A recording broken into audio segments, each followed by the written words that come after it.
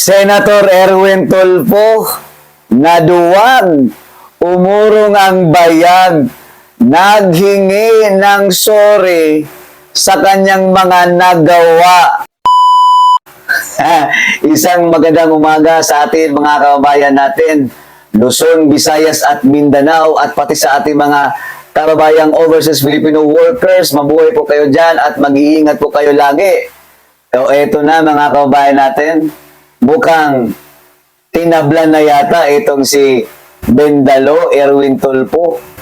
Matapos doon sa kanyang mga binibitawang salita dito sa kanyang mga kasamahan sa Senado na gusto niyang kakalagkarin, bibit-bitin, kwikwiliuhan itong mga senador ng majority bloc, ngayon, mukhang nag-iba po yung ihip ng hangin.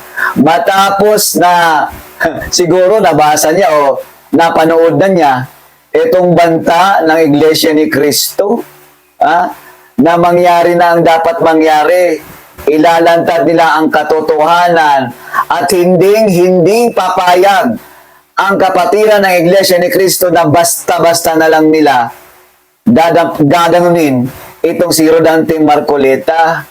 O ano ka ngayon, Bendalo? Kahit ano pang hingi mong sorry dyan, kahit sabihin pa natin, nagpapanggap ka lang, hindi naman totoo yung paghingi mo ng sorry for public apology, kasi nga, wala na nagsalita na yung INC. At nagalit na rin ito mga kapatiran natin ng Muslim. Pero, kahit ano pang gawin mo, damage has been done. Lahat ng binitawan mong salita na kung saan gigil na gigil ka at gusto mo nang manapak, ginagawa mo ng programa ang Senado, kaysa sinasabi mo, ikaw yung legitimate na Blue Ribbon Committee Chairman. Alam niyo mga kabayan, hindi importante sa mga Pilipino kung sino ang mamuno diyan sa Blue Ribbon Committee na yan. Ang kailangan ng taong bayan, iimbestigahan yung nangyaring malalang korupsyon dyan sa flood control. Yun ang gusto ng taong bayan malaman. Kahit sinong maupo dyan, basta seryoso at meron talagang paninindigan, prinsipyo, na pag-uusapan ang nangyayaring nakawan ngayon dito sa administrasyon ni Bongbong Marcos patungkol dyan sa iskandalong flood control. O eto, basahin natin ito mga kababayan. Kaya ikaw, Erwin Tulfo, kahit ano pang sorry gawin mo, tapos na, nagkaroon na ng damage, nagkaroon na ng lamat, at nakita na ng taong bayan kung gaano ka kabastos, kung gaano ka walang modo magsalita sa kapwa mo senador, personal mo. O eto, basahin natin ang kanyang mensahe. Sabi na dito, Erwin Tulfo, sa mga kapwa senador, tama na pagkawatak-watak, trabaho na lang tayo. Di ba? Ngayon ka pa namin himasmasan. Meron naman talaga dapat ang gawin ninyo, magtrabaho kayo. Hindi lang puro lang salita, serbisyo publiko. Hindi pwede nang parang ginagawa nyo, teorya lang yung lahat Gumalaw-galaw din kayo. Ito ang sabi niya. Ditong mga nakaraang araw, nasaksihan natin ang matinding tensyon at emosyon sa loob ng Senado. Bilang pagkilala sa mataas na institusyon, aking kinabibilangan, lubos akong humihingi ng paumanhin sa aking mga kasamahan, sa aking mga naging marahas na pahayag ukol sa pag-aresto, ukol sa pagpapaaresto, pagkwelyo at pagbitbit kay Senator Cayetano at sa ilang pang individual palabas ng session or plenary hall. Linawin mo, hindi lang si Cayetano. Talagang nakita at napanood namin sa video, Erwin Tulfo, kung di ka naman ugag, kung nag-iisip ka, ngayon, ang dami ng galit sa iyo, lalong-lalo na yung kapatiran ng Iglesia ni Cristo, mga Muslim, galit na galit sa iyo. Talagang first and last mo na maging senador ka. No? First and last na to. Wala nang susunod na boboto sa iyo, di ba? Eto, ang sabi dito ng bayan, iklaruhin mo. Hindi lang si Cayetano ang pinatamaan mo doon. May sinabi ka pang matanda. O, bibit-bitin, kwikwilyuhan, yun po ang kinapalagan or doon pumalag itong Iglesia ni Cristo dahil dyan sa bunganga mo singbaho ng inidoro at ng kanal kung anong-anong sinasabi mo na para bang gusto mo nang manuntok, gusto mo nang manapak. Ngayon, hingi ka ng sorry. Hindi na, wala nang sorry, tapos na. Nasabi mo na yung pangbabastos mo at pangbabalasubas mo. Oh, damage has been done. Okay? Hindi po ito ang dapat na asal ng isang opisyal. Oo nga, aso kang kalye, para kang si Trililing. Oh. Anong sabi niya dito? Tuloy natin.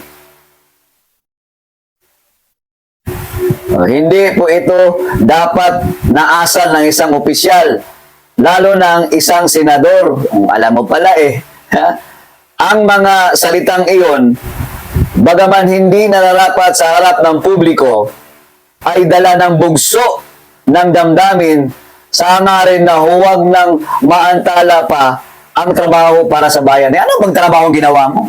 Di ba? Ang gusto lang naman malaman ng taong bayan dito, kung talagang gusto nyo magtrabaho kayo, imbestigahan ang flood control issue. Mahabang panahon na, nandyan na yan sa majority, sa pamumuno ni Tuta Soto, wala mang nangyayari. Sa pamumuno ni Ping Lacson, wala din man nangyayari. Mas lalo nang walang mangyayari kung ikaw ang hawak. Anong alam mo dyan? Mas mabuti pa siguro yung si Ping Lacson kasi dating PNP chief. Di ba? Samantalang ikaw, pagrurubos lang yata alam mo at saka panchichiks Ayon yan, sabi sa 18 Mixed Marines, no? Na habang nagdi-deliver sila ng mga mali-maleta, ikaw din, nagpapadeliver din ng iba't ibang mga babae. Diyos ko po, nako po, manyakol talaga to. Sabi niya dito mga kabayan, gayon pa man, ito ay mali pa rin. Humihingi rin ako ng kapatawaran sa ating mga kababayan. Ewan ko, talagang wala nang kapatawaran yan para sa ating mga kababayan ngayon. Lalong-lalo na, magulo ang Senado ngayon. Dahil sa ginigipit ninyo ang majority black. Kahit ano pang sabihin mo, walang maniniwala sa yung sorry kasi plastic ka. Di ba? Sabi dito, dahil sa mga nagdaang hidwaan, ang liliit naman ito, natapos ang sesyon ng hindi umusad o umuusad ang mahalagang batas nang dahil sa bangayan, naging paralisado ng ating mandato. Alam nyo pala Kita nyo napalitan na bago na yung liderato ng Senado sa pamumuno ni Alan Peter Cayetano. Paano makapagtatrabaho? Gayong pinipigilan ninyo. Gumagalaw na nga, kumikilos na nga yung bagong liderato dyan sa Senado, pero hinaharangan ninyo. Alam mo pala lahat. Ngayon, sino yung may mali? Kayo ang may mali. Kasi takot kayong malaman kung ano talaga ang totoong nangyari at nakawan dyan sa flood control. Gayong binibiripay lang naman ni Senate President Cayetano at ni Marcoleta itong pahayag, itong testimonya, itong sinumpaang salaysay ng 18 ex-Marines para magkaroon ng aksyon. Diba? Dito tayo sa tuloy natin. Humihingi. Dito na ba yun? Paralisado ang ating mandato. Ang mga Pilipino ang tunay na talo dito.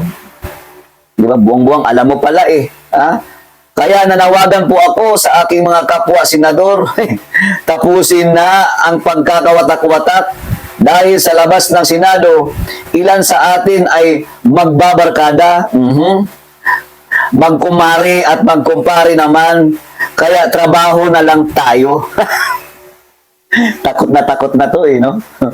Biglang kambyo, no? siguro hindi niya na mawari na nung nagsalita na at pumalag na talaga itong Iglesia ni Cristo, doon niya naramdaman. Talagang malaki ang problemang kakaharapin niya. Ay, naku ni mo, Erwin Tulfo. Magbalangkas na ng mga batas, mag-imbestiga sa mga irregularidad ng walang kinakatakutan at unahin ang kapakanan ng bawat Pilipino. Ang pagkakaisa ay hindi nangangalahugang pag-atras sa laban. Ito ay pagsama-sama ng ating lakas upang protektahan ang sambayanan. Sa panahong ito ng pagsubok, itabi natin ang personal na interes, ipanalo natin ang Pilipino. Magkaisa tayo para sa maibalik ang integridad at tatag ng Senado. Di ba? Ang galing mong gumawa ng statement, mensahe para sa taong bayan natin. Pero hindi mo mapapaniwala agad-agad ang mamayang Pilipino. Lalong-lalo na, wala ka namang bayag, wala kang kredibilidad magsalita. Ang dami na mga nangyayari past sa mga ganyang mga ginagawa mo. Ang dami mo ng mga patutsadahan, binibira mo. Ang tapang mo kasi magsalita. Para kang babaeng ewan ng talak, no? Tapos ngayon, iyak, hihingi-hingi ng sorry, matapos pumalag itong taga Iglesia ni Cristo, mga kababayan. Wag na po tayong maniwala sa ganitong klaseng senador. No? Ang tapang, halos lulugwa na yung mata sa galit at, di ba? Maglalaway na sa galit no? Para lang masunod kung anong talagang gusto niyang mangyari.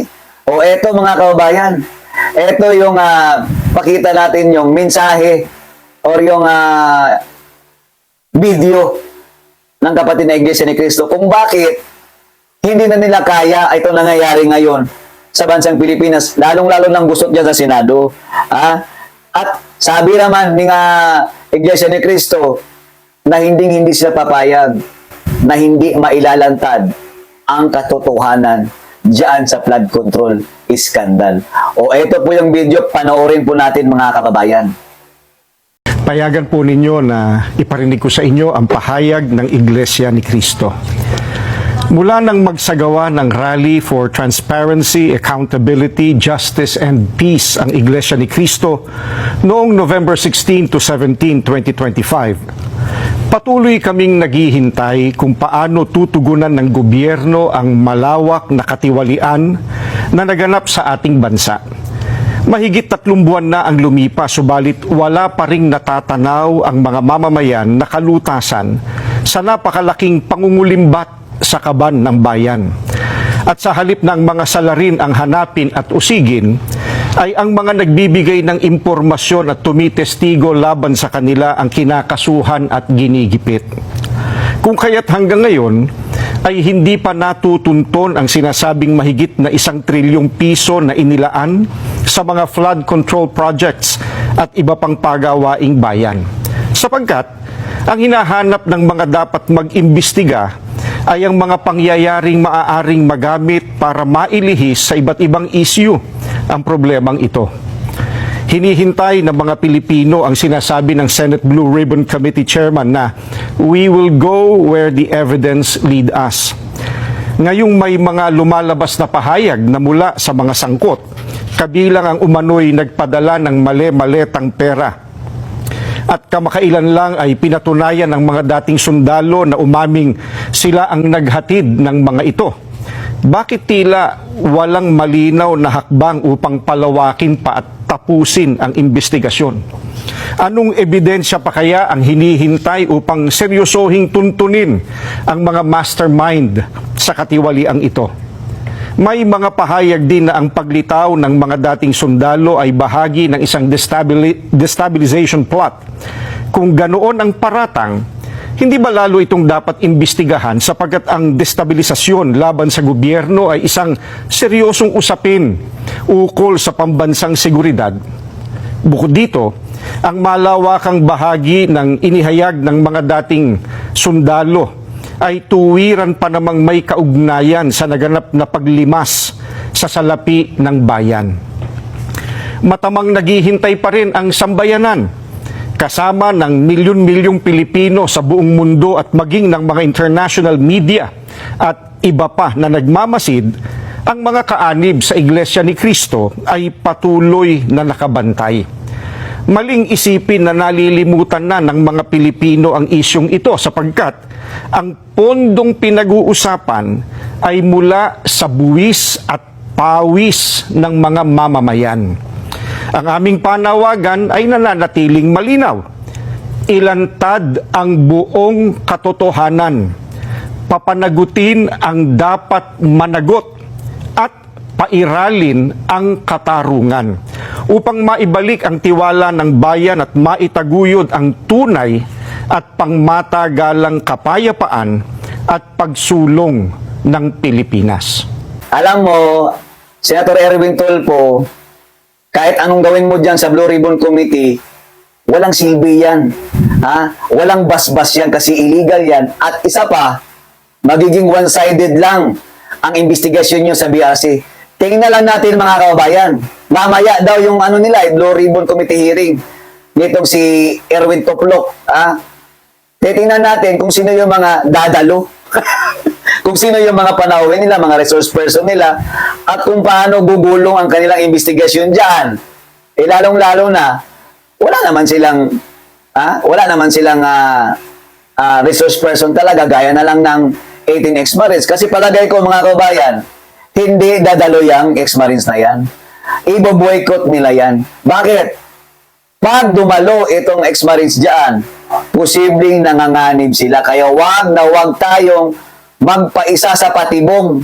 Lalong-lalo na sa itong ginawa ngayong statement ni Erwin Tulfo na kung saan humingi ng sorry. Para siguro maengganyo niya, taong bayan, maengganyo niya itong ex-Marines na humingi ng sorry siya at gusto niya magkaisa na. Pero yun pala, pag dumalo itong 18 ex-Marines at magkaroon or magsimula na yung kanilang investigasyon dyan, no? Malamang gigipitin yan at kalaunan dadamputin. Yun po ang nasa opinion ko. Kaya kung ako kay Attorney Baligod, kung ako kay Mike Defensor, dapat ingatan natin ito. Huwag nating hayaan na malagay sa isang bitag kasi mahilig sa bitag yung Tulfo yan Mga Tulfo brothers, mahilig sa bitag yan. Mag-iingat po kayo. 18 ex-Marines, ipagdasal po natin yan mga kababayan. O hanggang dito na lamang. Maraming salamat sa inyong panonood. Mahalin po natin ang Pilipinas at lagi po tayong magdasal mga kababayan para po bumalik sa ayos na itong integridad ng Senado at ng buong Pilipinas. Bye!